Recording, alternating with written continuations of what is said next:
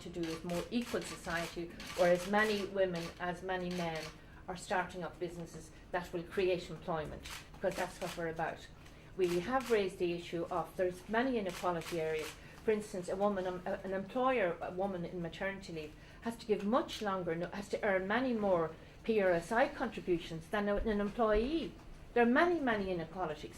And then, of course, there's this very serious inequality we deal with here, which we will deal with, that an employer who was out of business then has nothing after, and that has this government hasn't addressed that, and that's an immediate issue for men entrepreneurs as well. So my bottom line is, having been an entrepreneur for 16 years and still being a board member of the company I started that employs well over 200 people, we do need to change into an entrepreneurial culture, like the United States.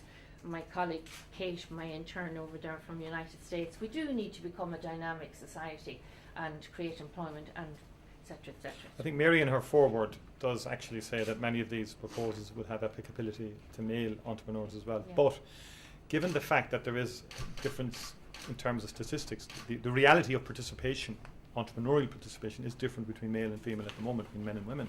So therefore there is actually a basis for intervention, structural intervention in enterprise boards, in Enterprise Ireland, and around some policies to ensure that we can even up the scales somewhat.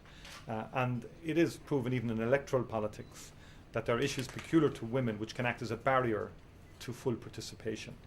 And I think we would be fooling ourselves if we didn't recognise those obstacles and those barriers and seek to remove them and create the incentives.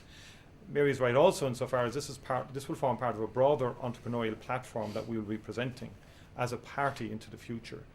I was a former Minister for Enterprise myself, and I'm aware of the supports that we provide as a state, but they're overwhelmingly in favour of export-oriented companies. I think we have to go back to the beginning and reinvent our approach to anybody who sets up a business, in essence, and that the entire ecosystem has to be pro-entrepreneurial. I mean, at the moment, many people in small companies are scratching their hair out in terms of rates, commercial rates, in terms of the lack of response, development levies. It's almost as if certain institutions still haven't cottoned on to the fact that we're in the worst global recession since 1929 and that we need to just throw a lot of this stuff out and begin afresh.